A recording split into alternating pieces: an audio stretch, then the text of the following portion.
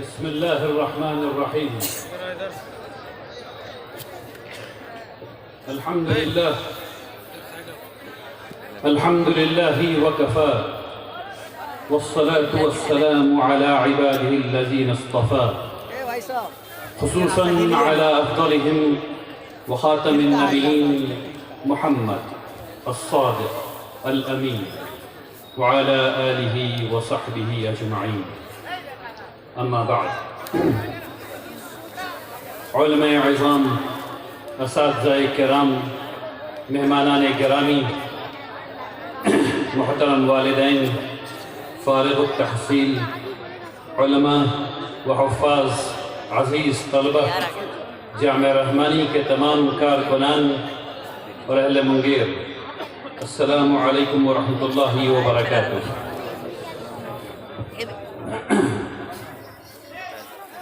اللہ سبحانہ و تعالیٰ کا احسان ہے، اللہ کا لاکھ لاکھ شکر ہے کہ اللہ تبارک تعالیٰ نے ہم سب لوگوں کو یہ توفیق عطا فرمائی کہ ہم سب لوگ قرآن اور سنت کی نسبت سے سجائی ہوئی اس مجلس میں اپنی حاضری درج کرا سکیں، اور یقیناً یہ اللہ کی توفیق کے بغیر ناممکن تھا۔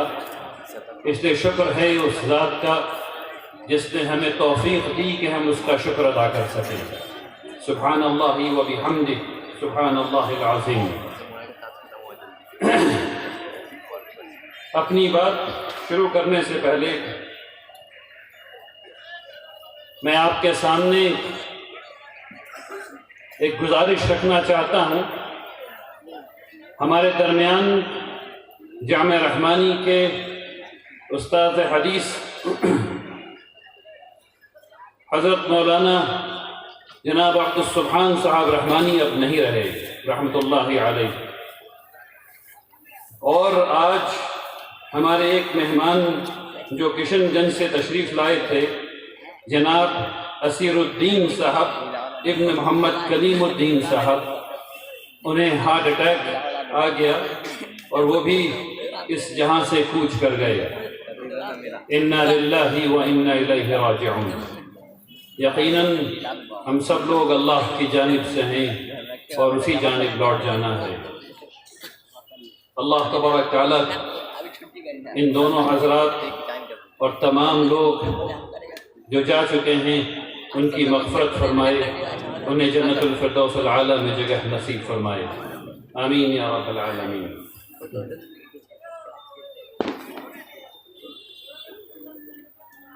میرے بھائی، یا تو آپ کی بات میں سن لوں یا آپ میری بات سن لیجئے۔ یہ صحیح بات نہیں ہے کہ بات ہو رہی ہو اور دوسرے لوگ چیخ رہے ہوں۔ بیٹھ جائیے، انشاءاللہ بات سن لیجئے۔ اصل میں میری کوشش یہ ہوتی ہے کہ اس قسم کی مجلس رات کے 10 بجے سے زیادہ آگے نہ بڑھے، کیونکہ فجر کے متاثر ہونے کا خطرہ رہتا ہے، اور رات بھر کی عبادت بھی ایک فرض کے چھوڑنے کے برابر نہیں ہو سکتی۔ تو فجر کا اہتمام ضروری ہے، تمام فرض کا اہتمام ضروری ہے، باقی تمام چیزیں نفلی ہیں۔ اس نقطہ نظر میں ہمیشہ یہ کوشش کرتا ہوں کہ 10 بجے تک یہ پروگرام ختم ہو جائے، لیکن آج پھر آپ کے سامنے جب میں نے بات شروع کی ہے تو 10:15 ہو رہے ہیں تقریباً، اس لیے میں کوشش کروں گا کہ اپنی بات جلد ختم کر لوں۔ آج کا دن الحمدللہ رب العالمین کامیابی کا دن ہے۔ آج کا دن امانت کو سنبھالنے کا دن ہے۔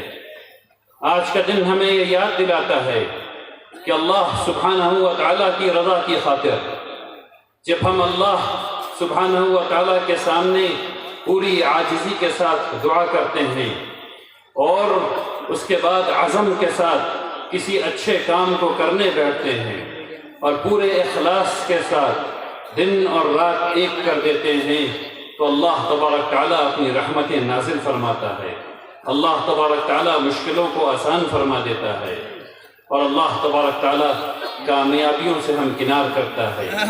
یہ جو دستار ہمارے فضلاء کے سر پر بندھی ہوئی ہے، ہمارے حفاظ کے سر پر بندھی ہوئی ہے، یہ اس بات کے ضامن ہے جو میں نے ابھی آپ کے سامنے کہی ہے۔ حفظ کرنا کوئی آسان کام نہیں ہے، عالم بننا کوئی آسان کام نہیں ہے، ہر روز کی جد و جہد ہے، ہر روز کی تیاری ہے، اور اس کے بعد تیاریوں کے بعد جاگنا بھی ہے، اور محنت بھی کرنا ہے، اور کوشش بھی کرنا ہے، اور کسی کو 4 سال، کسی کو 5 سال، اور فضیلت کے لیے 9 سال، اور دارالحکمت میں ہیں تو 12 سال، اتنا وقت لگانا پڑتا ہے، تب جا کر کے ایک آدمی نکھر کر کے عالم بنتا ہے یا حافظ بنتا ہے۔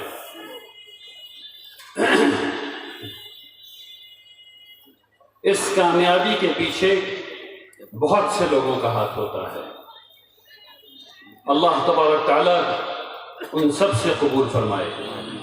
سب سے پہلے میں شکریہ ادا کرنا چاہتا ہوں اپنے تمام مہمانان گرامی کا، تمام رضاکار حضرات کا، اہل منگیر کا۔ آپ تمام حضرات ملک کے کونے کونے سے یہاں آتے ہیں، خاص کر کے صوبہ بہار کے کونے کونے سے یہاں آتے ہیں، مختلف سمتوں سے آتے ہیں، اس عقیدت اور محبت کے اظہار میں آتے ہیں جو آپ کے دل میں ہے۔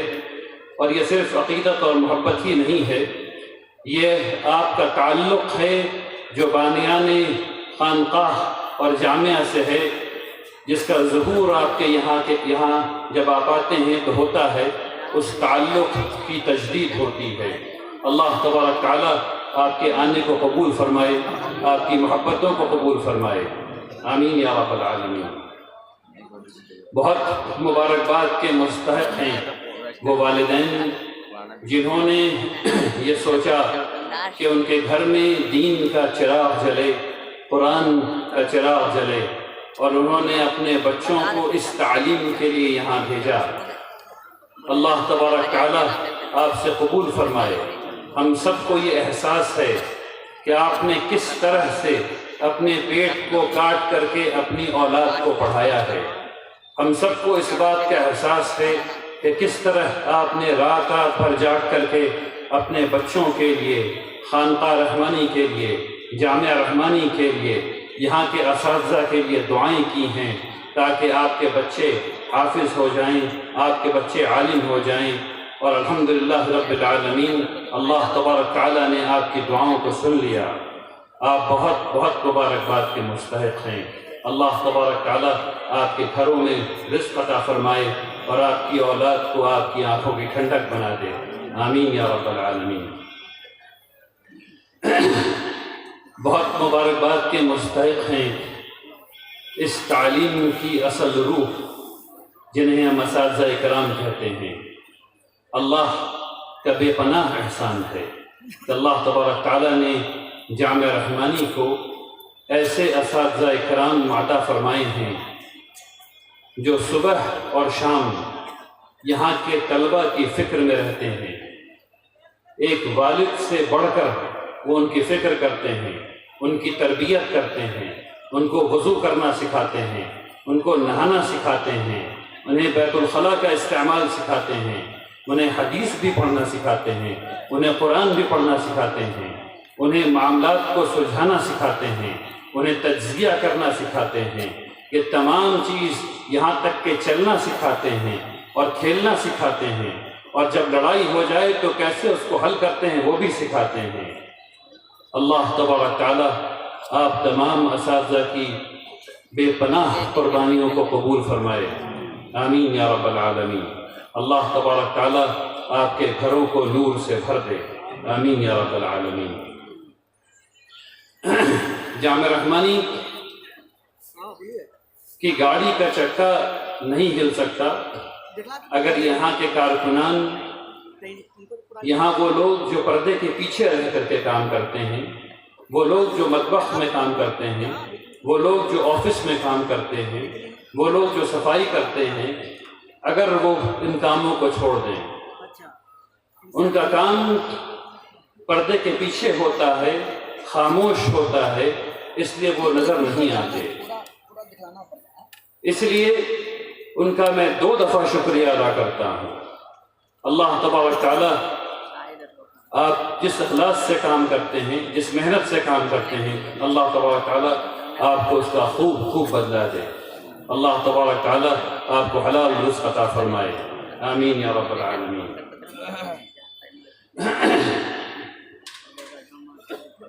آج اس محفل میں ہمارے فارغ التحصیل علماء حضرات بیٹھے ہوئے ہیں۔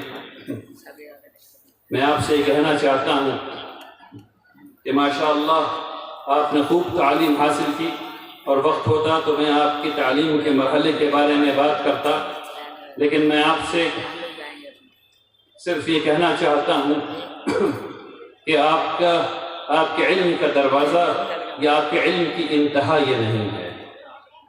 یہاں سے آپ کی دوسری عملی زندگی بھی شروع ہوتی ہے، لیکن آپ کو چاہیے کہ اگر آپ کو مناسب معلوم ہو تو علم کے دروازے میں بھی رہیں اور اس کو قائم رکھیں اور اس کو چھوڑیں نہیں۔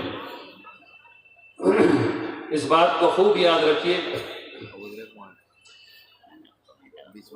حضرت عبداللہ ابن انس رضی اللہ تعالیٰ عنہ فرماتے ہیں، معاف کیجیے، حضرت عبداللہ ابن مسعود رضی اللہ تعالیٰ عنہ فرماتے ہیں کہ جس چیز کا علم ہو اس کے بارے میں اس کو بیان کرو، جس چیز کا علم ہو اسے بیان کرو، اور جس چیز کا علم نہیں ہو کہہ دو لا ادری، مجھے پتہ نہیں۔ اور یہی علم کی امانت ہے۔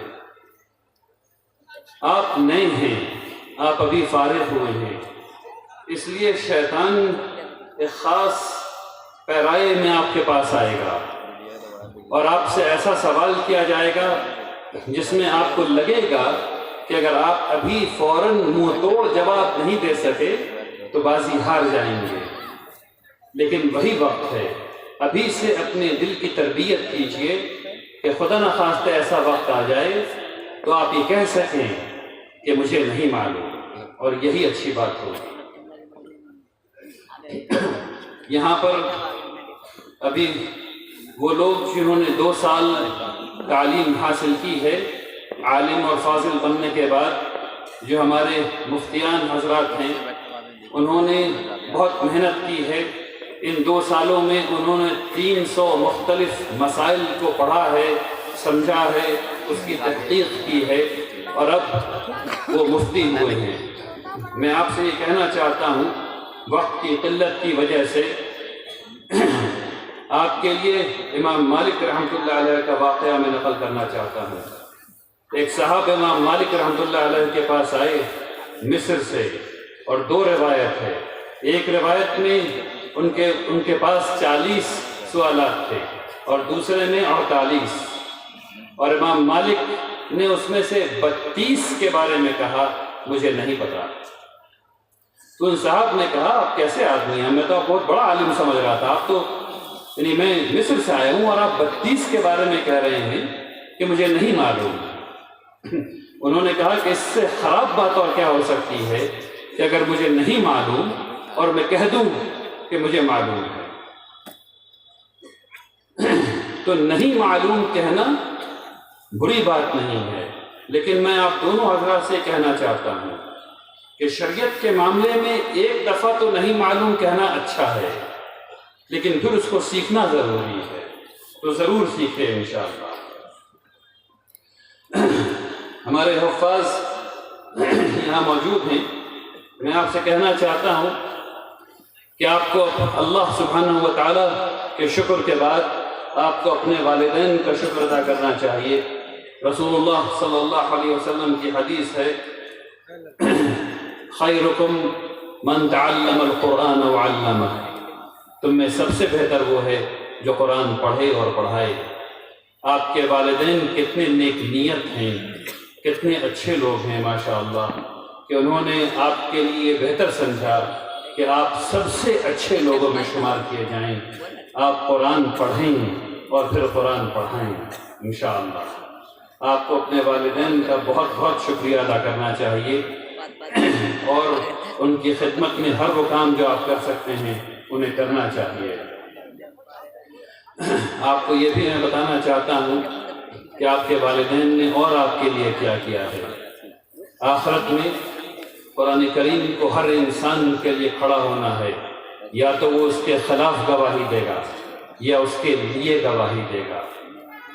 اللہ کرے کہ قرآن آپ کے لیے گواہی دے، اور انشاءاللہ جب قرآن آپ کے لیے گواہی دے گا تو قرآن اللہ سبحانہ و تعالیٰ سے کہے گا یا اللہ اس نے مجھے پڑھا تھا، اس کو انعام دیجیے، تو آپ کے سروں پر ایک عزت والا تاج رکھ دیا جائے گا۔ پھر قرآن اللہ سے کہے گا یا اللہ کچھ اور دیجیے، تو آپ کو عزت والا لباس پہنا دیا جائے گا، اور پھر آپ سے کہا جائے گا پڑھتے جاؤ اور اوپر اٹھتے جاؤ۔ ہر ایک آیت جو آپ پڑھیں گے آپ کے درجات بلند ہوتے رہیں گے۔ یہ وہ چیز ہے جو آپ کو اس کم عمری میں آپ کے والدین نے تھال میں سجا کر کے دے دی ہے۔ بہت بہت مبارکباد کے مستحق ہیں آپ، جنہوں نے اپنی اولاد کے لیے اتنا اچھا چاہا۔ اب جب بھی یہ پڑھیں گے ان کا ثواب ان کے اساتذہ کو بھی ملے گا اور آپ کو بھی ملے گا انشاءاللہ۔ میں یہ باتیں اس لیے بھی آپ لوگوں کے سامنے بتا رہا ہوں کہ ہم لوگوں کی ضرورت ہے کہ ہم لوگ قرآن سے جڑے رہیں، اور حافظ اس کی سب سے مضبوط کڑی ہے۔ ہم لوگوں کو چاہیے کہ ہم اپنے اولاد کے لیے یہ چاہیں کہ وہ سب سے اچھے لوگوں میں شمار ہوں، اور اس کا سب سے آسان طریقہ یہ ہے کہ کم عمری میں انہیں حافظ بنا دیا جائے۔ اللہ کا شکر ہے کہ جامعہ رحمانی میں حفظ کے پروگرام میں اب ہم لوگ باقی تمام مواد بھی پڑھاتے ہیں، اور اس کے باوجود الحمدللہ ہمارے حفاظ اپنے معیار پر، یعنی کہ 6 دن کے اندر پورا قرآن بغیر کسی بڑی غلطی کے سناتے ہیں، اور جب وہ سنا لیتے ہیں تبھی انہیں حافظ کا درجہ دیا جاتا ہے۔ اللہ تبارک تعالیٰ آپ سب لوگوں سے قبول فرمائے، آپ کے والدین سے قبول فرمائے، آمین یا رب العالمین۔ جامعہ رحمانی نے نیا شعبہ قائم کیا 3 سال پہلے، اور وہ الحمدللہ بہت عمدہ کام کر رہا ہے۔ میڈیا آج کا سچ ہے، آج دنیا میڈیا کی زبان میں سوچتی ہے، ثقافتیں میڈیا کی زبان میں بنتی ہیں اور تباہ ہو جاتی ہیں۔ تہذیب کی جنگ میڈیا کے زبان سے لکھی جا رہی ہے اور لڑی جا رہی ہے۔ ابھی آپ نے ایک ویڈیو دیکھا، اور اس ویڈیو میں آپ نے خانقاہ رحمانی کی تاریخ کو دیکھا، آپ کے دل پر کچھ مختلف اثر ہو رہا تھا۔ میں یہاں بیٹھ کر آپ کے چہروں کو دیکھ رہا تھا، آپ کے دل پر کچھ مختلف اثر ہو رہا تھا۔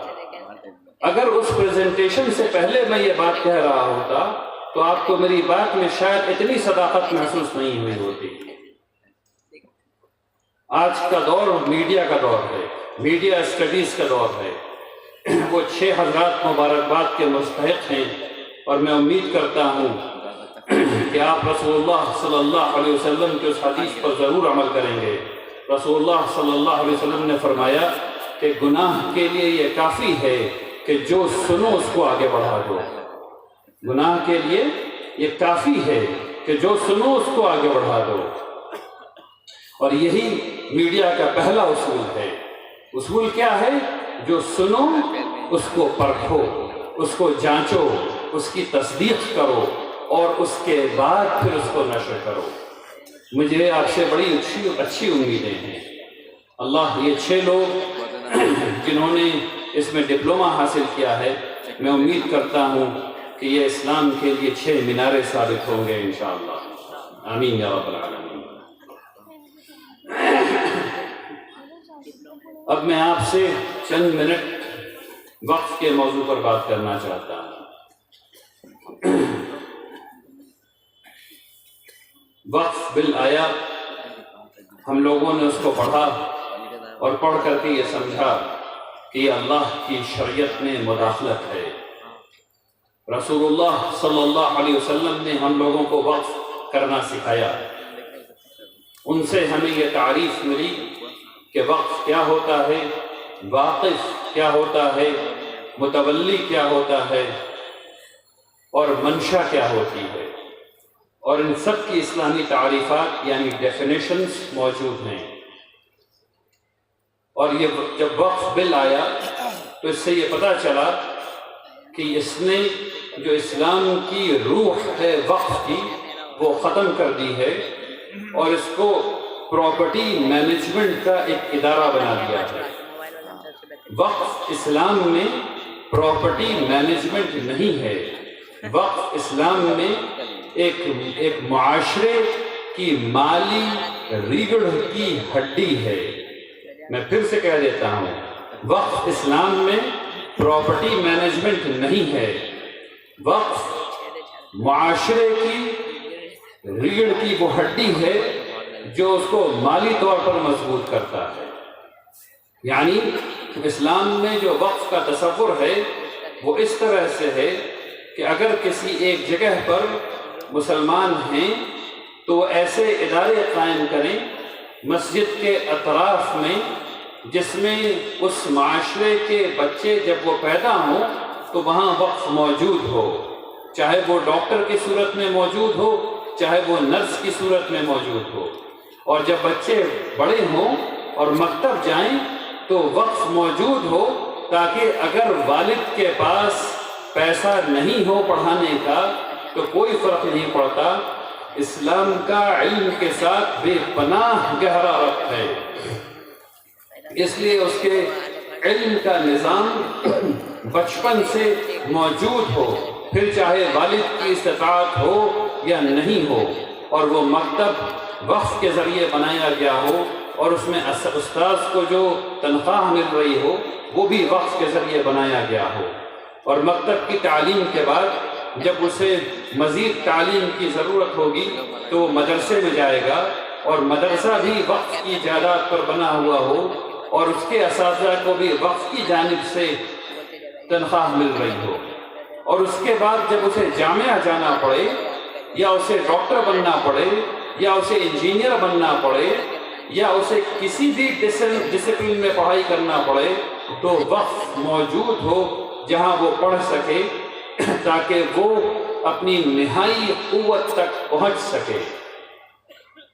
اور اس کے بعد جب اسے یا اس کے ساتھ ساتھ جب اسے اللہ کے سامنے سر جھکانے کی ضرورت پڑے تو مسجد بھی موجود ہو جو وقف کی زمین پر موجود ہو، اور جہاں امام صاحب کو وقف کے ذریعے سے تنخواہ مل رہی ہو، اور اگر وہ بیمار پڑ جائے تو وقف کا ہاسپٹل بھی موجود ہونا چاہیے، اور اس کے بعد جب اس کی موت آ جائے تو وقف کے لوگ ہونے چاہیے جو اس کو دفن کر سکیں، اور اس کی قبر کا پیسہ نہیں لیا جانا چاہیے۔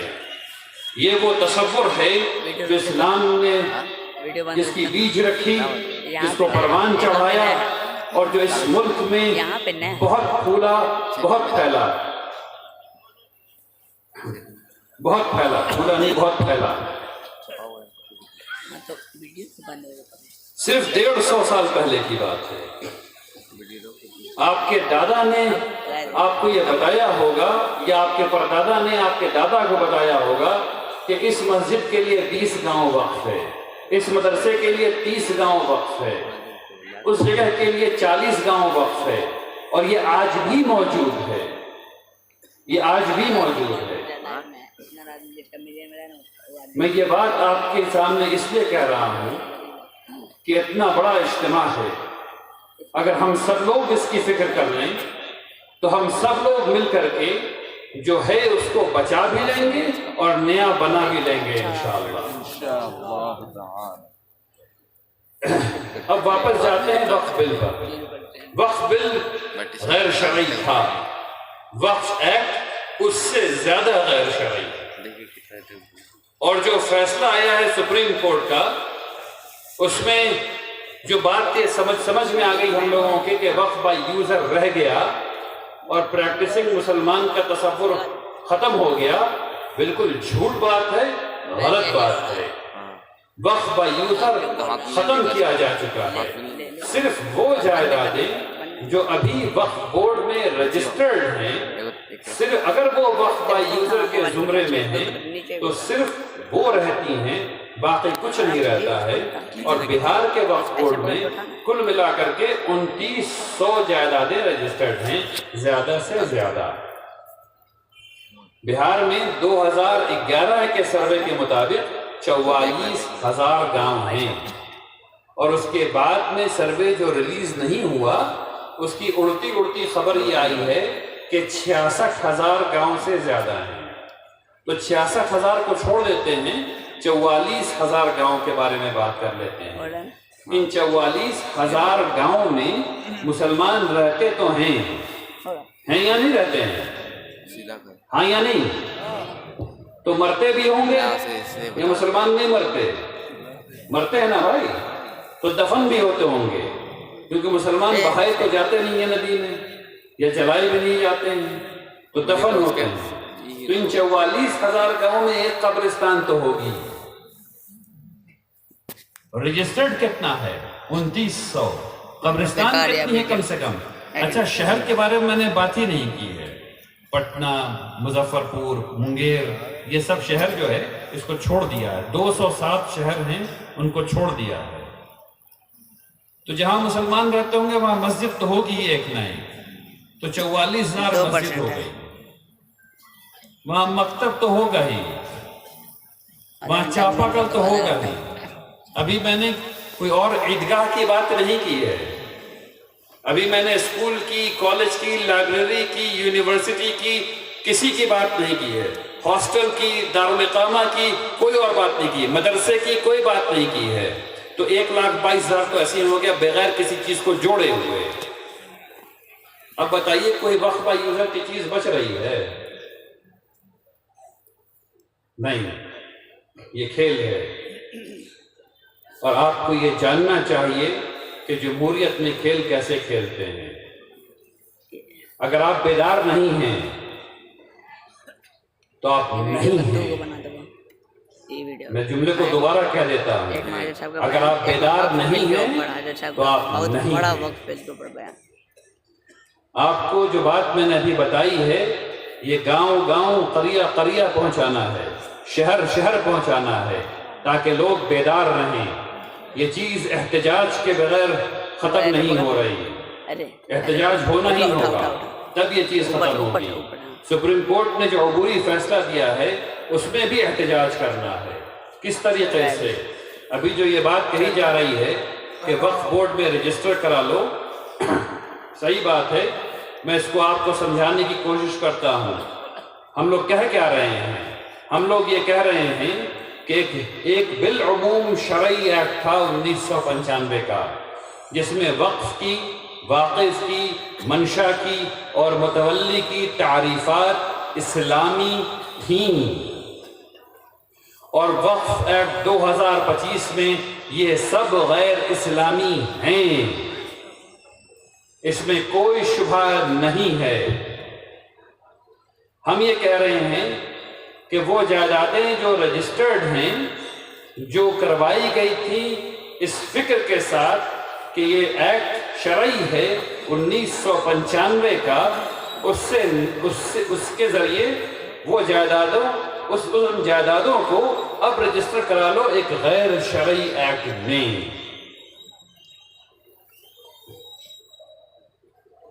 اللہ کی امانت، اللہ کے حکم کو ضائع کر دو. ناممکن سی بات ہے یہ. ہم لوگوں نے بیٹھ کر کے اس پہ بہت غور و فکر کیا، بہت سمجھنے کی کوشش کی. ہم لوگوں کو کسی بھی طریقے سے یہ ایکٹ شرعی معلوم نہیں ہو سکا. ہم لوگوں نے مقاصد شرعیہ کو سامنے رکھ کر کے اس کا تجزیہ کیا. ہمیں پتہ چلا کہ ایکٹ غیر شرعی ہے. ہم لوگوں نے مصالح کے نقطہ نظر سے سمجھنے کی کوشش کی، اور امام غزالی رحمۃ اللہ علیہ اور امام شاطبی رحمۃ اللہ علیہ کے تمام شرائط پر اس کو رکھ کر کے دیکھا. ہر ایک شرط میں یہ ایک مسترد پایا گیا، یہ غیر شرعی ہے. اب ہمارے پاس کیا اختیارات رہ گئے؟ حکومت یہ کہتی ہے کہ یا تو جو نوٹس آیا ہے وقف بورڈ کی وہ یہ کہتا ہے کہ اگر نہیں رجسٹر کرایا تو دفعہ نمبر 61 کے تحت مقدمہ